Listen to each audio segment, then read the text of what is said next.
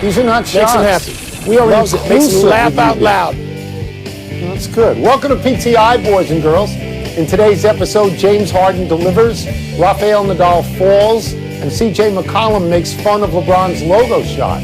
But we begin today with even more Deshaun Watson gossip. Today it's not Miami. Today it's Carolina.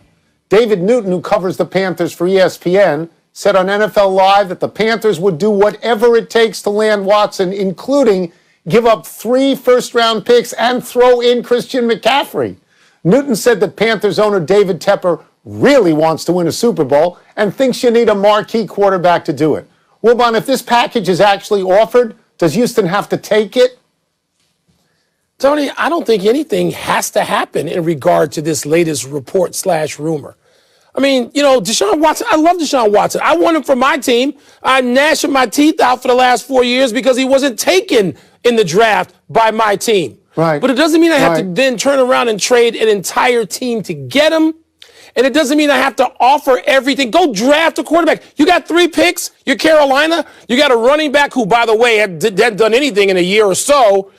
Use him, keep him, and pair him with a quarterback you draft and develop. It just seems to me, Tony, that so many teams take the lazy way out. Either half of them aren't really trying to win fully, and then the other half are doing insane things, over-the-top things, overly dramatic things, and I don't know what's in their thinking. But no, I'm not trading an entire team to get Deshaun Watson, and I guess if I'm Houston, I could do it. If I don't think he's going to be happy there, I might be willing to do that if I'm the Houston Texans.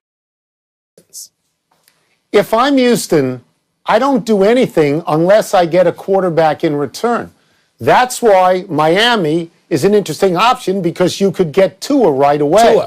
I've got to have a quarterback. Now, maybe I could use the highest of those first-round picks, which I think would be number 8 this year, to draft a quarterback. But I've got to have a quarterback. And by the way, if this is true, and I'm Christian McCaffrey, I'm steamed because I'm playing for a bad team. Now you want me to go to a worse team? You want me to go from 5-11 to 4-12? And by the way, if I'm Deshaun Watson, I have a no-trade clause. Maybe I don't want to go to Carolina. Maybe I don't want to go to a team that stinks now and is going to give up 3 first-round picks and its best player. Why would I want to do that if I'm Deshaun Watson? So, no, you don't have to do this on either level. You don't have to. No, and it may not be recommended. I don't know about Christian McCaffrey going from 5-11 to 4-12. So what? Part of the reason that the Carolina Panthers were 5-11 last year is because Christian McCaffrey, his face was on a milk carton. Okay? He wasn't out there. He disappeared. And I understand these are legit. I'm not questioning the injuries. I'm just saying they're not going to be any good if Christian McCaffrey is on the injured list. That's just the way that happens. So, Tony, we're going to have these stories every day. Most of them I just find like, what's next? Speaking of next, let me go to this. Let me go to this one point, okay? Because I want to bring in David Tepper. David Tepper, who bought the team about an hour and a half ago, is much more like an NBA owner than an NFL owner.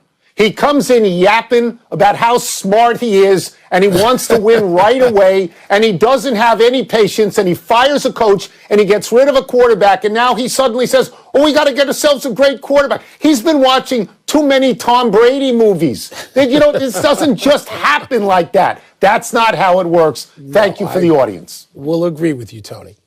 James Harden, speaking of next, wasn't happy in Houston, but he's been sublime for Brooklyn.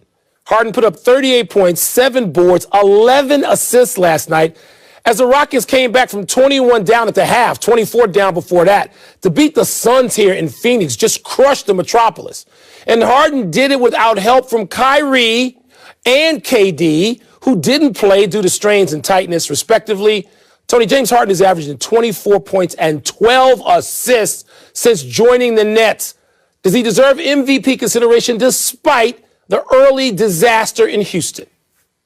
Let me just make one small correction. He's no longer with the Rockets. The Rockets didn't come back. The Nets came back last night. And to answer your question specifically, Nets came back. To answer your question specifically, he absolutely deserves it. What you saw last night is what James Harden can do when he has to do it by himself. All those points, all those assists, all those rebounds. He won that game by himself, down 24, down 21. He did that. That was vintage James Harden, right?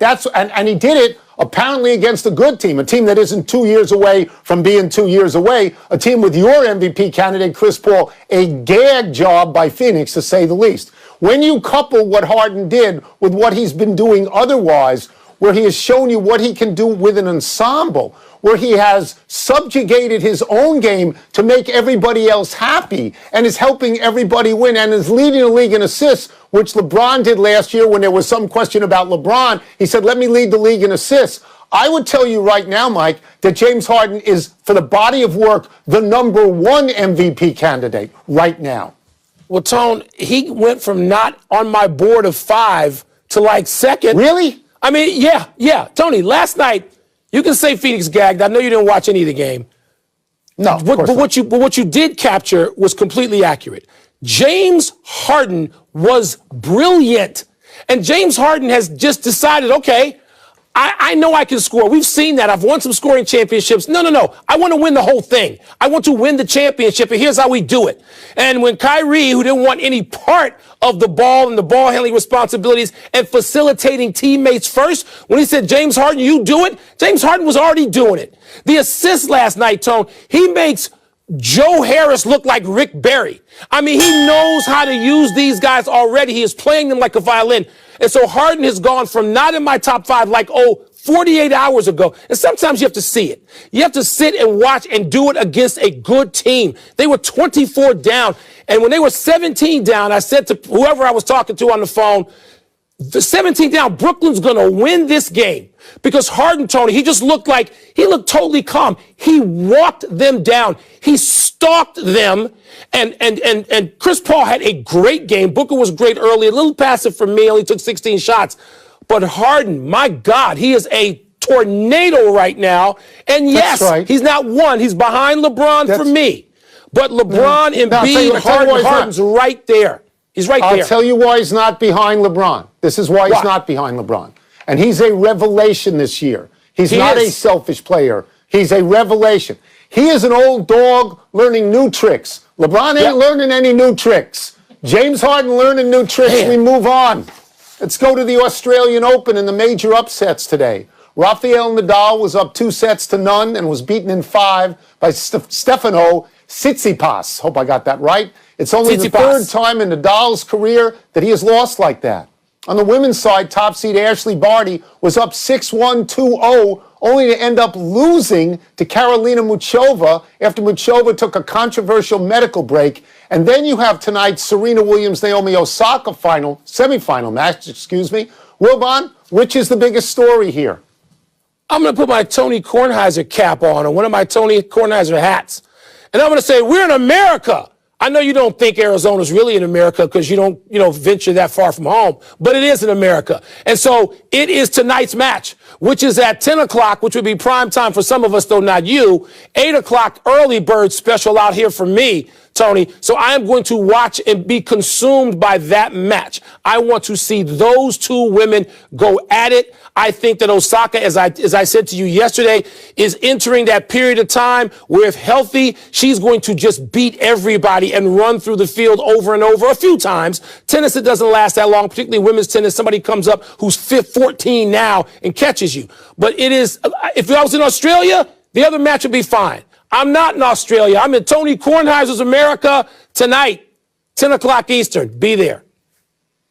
All right, so I would love to disagree with you, but I'm not going to disagree with you. The Serena-Osaka match is the biggest deal, and there's another reason why. It's because what Serena is trying to do to catch Margaret Court in her home country is historic. Rafael Nadal going out in the quarters in Australia is not historic. He hasn't won there since 2009. That's the only time he's ever won there. He's a non-factor in Australia. Ashley Barty going out is not historic. I have no idea what she's ever done in her career to get to be #1. She's only been in one, major final. So that's not it. But I am interested in this. I'm interested in that medical break. Usually somebody slips, they hurt a knee or they hurt an ankle. But she said, Muchova said, I'm feeling faint, and they gave her some ice. And then the other one, Barty, falls apart, Mike. She loses 12 of the next 15 games. Boom, you're done. How is that possible? And by the way, what's in that ice? And can I have some? What's in the ice? Because That's it what I made her wanna into know. Superwoman. What's in the ice? I want ice immediately shipped to me.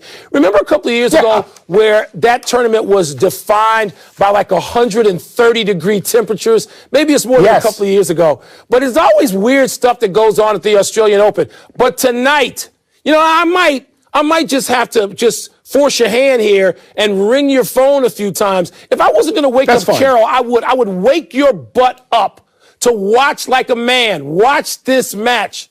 Yeah, well, I'll have the dog answer the phone for you. Let's take a break. I'm sure you will. Coming up, LeBron's logo 3 draws a reaction from C.J. McCollum. And should we be concerned about Giannis and the Bucks now that Milwaukee's lost 4 straight? So this is a 10 o'clock Eastern start tonight? 10 Eastern, tonight. 8 Mountain Time, 8 for me. Oh, so you can watch the whole thing and then go to dinner if you want. Interruption, presented by Toyota.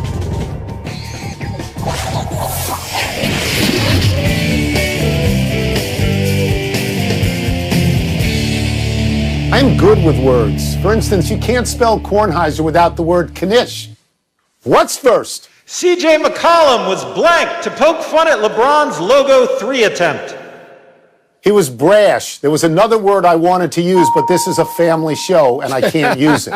Let me just point something out. You don't go out there and make fun of LeBron like that and show those crying and laughing emojis. You ought to remember that last year in the playoffs, you won the first game against LeBron, and that's the only game you won. And then you and Mr. Hulu were swept out of the playoffs. All right, so LeBron has a good memory. LeBron's not going to forget that you made fun of him. It's going to be like Tom Brady. When Tom Brady picked out that DB in Pittsburgh and made fun of him and threw touchdown passes right at him and then got in his face afterwards. LeBron's going to do that to McCollum. Tony, it's defiant. For all the reasons that you just stated, it's defiant. And that's what I love about the Blazers, particularly their backcourt of McCollum and Dame. It's like, okay, you got us. We're coming back at you again, old man. This is what they're saying. This sets up conflict. It sets up drama, which you were always a fan of, in your chosen situations. This is going to be good if they get to play each other. And I think Portland may be the most worthy team, other than Utah, in the West, of getting to the conference finals and playing against LeBron and the Lakers. It sets up controversy. How can you be against it? How can you be annoyed? Year, 4-1, and McCollum was minus 64. Minus 64. I don't know about Mr. Hulu. Next. It's blank that the Milwaukee Bucks have lost 4 in a row. It's inconsequential. It's February. Okay, Drew Holiday didn't play in these games. It's February, and did I mention it's February? Now, there's some statistics about Milwaukee that are scary. They're only better than one team, Detroit, in close games. That's a bad sign. But teams get hot at some point, like Utah. They get cold at some point, like Milwaukee. If this was happening in April, I would feel differently about it. And then people would say, oh, Giannis is going to leave. But he's not going to leave. So in the words of the other guy from Wisconsin, relax. Tony, I'm not going to disagree with any of that. I'm going to approach this from a different angle and say it's parity. There's only 3 teams that are out of it any given night in the NBA. Sadly, one is where you live in Washington, Minnesota, and Detroit. Everybody else, Tony, is within a couple of games of a playoff spot. Even the Boston Celtics, who are in 4th place, are +1, 1 game over 500. The NBA has had this how many times in the history of the NBA? Never.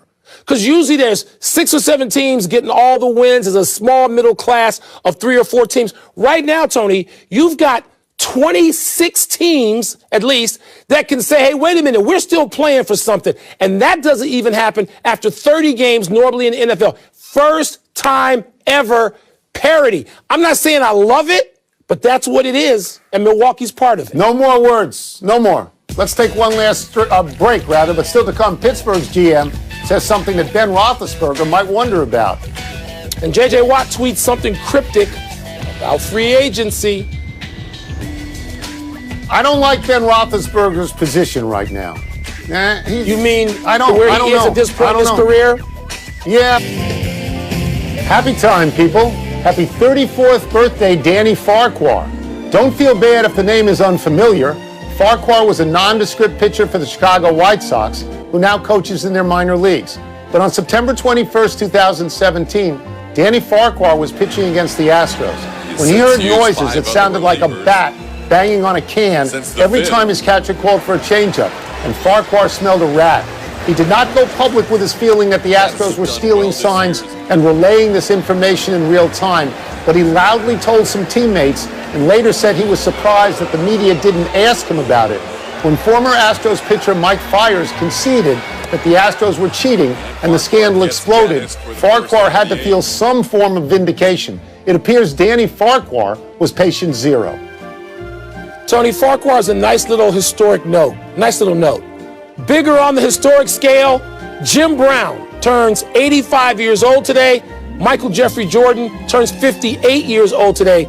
That's history, Holmes, is it not? Two GOATs. That is actual history. G. Yes, it is. That's history. Those guys are the best players in their sports. Happy anniversary, David Robinson.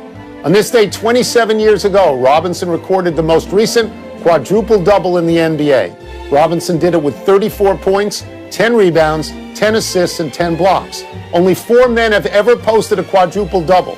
The others are Akeem Olajuwon, Nate Thurman, and Alvin Robertson, the only player to use steals as part of his quad.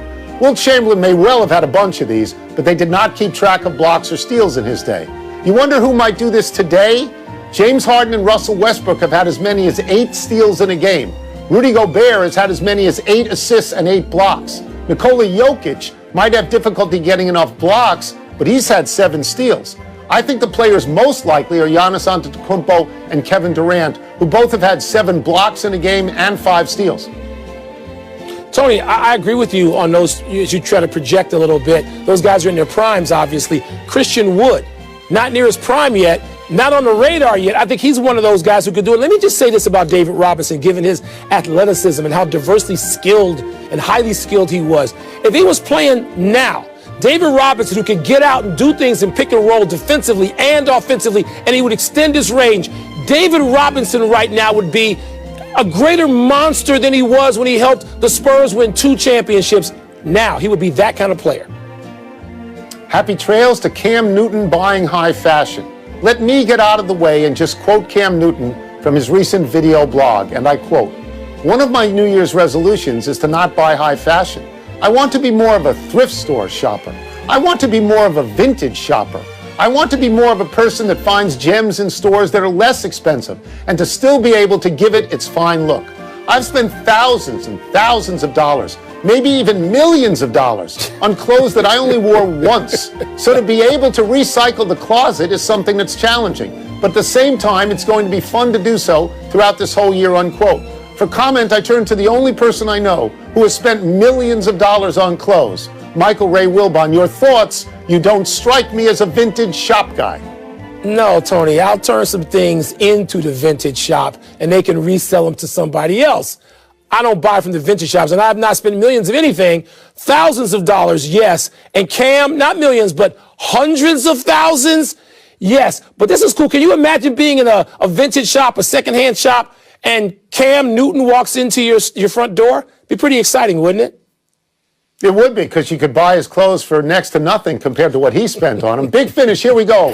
White Sox GM Rick Hahn says anything short of a World Series championship would be a disappointment. Really? Really? Why do these GMs feel the need to say, look how brilliantly I assembled this roster, and now let's see what you can do with it? That just seems, I don't know, selfish as hell to me. Self-absorbed. Steelers GM Kevin Colbert said today, quote, "As we sit here today, Ben Roethlisberger is a member of the Steelers," close quote. What do you read into that? As we sit here today, As we sit that here has today. a Jared Goff quality to it. Timberwolves guard D'Angelo Russell out 4 to 6 weeks. Is that significant? The Timberwolves are going to be last with or without him, and we'll see how well they do in the ping pong ball matchups coming this spring. J.J. Watt tweeted, quote, "Free agency is wild." Keep reading. What do you read into that? Oh, I just think that everybody's after him, and he's probably going, wow, look at this. Last one, Jazz and Clippers tonight. Who you got? Tony, without Kawhi and PG-13, the Clippers aren't beating the Jazz. I don't know if they're playing. We'll find out soon.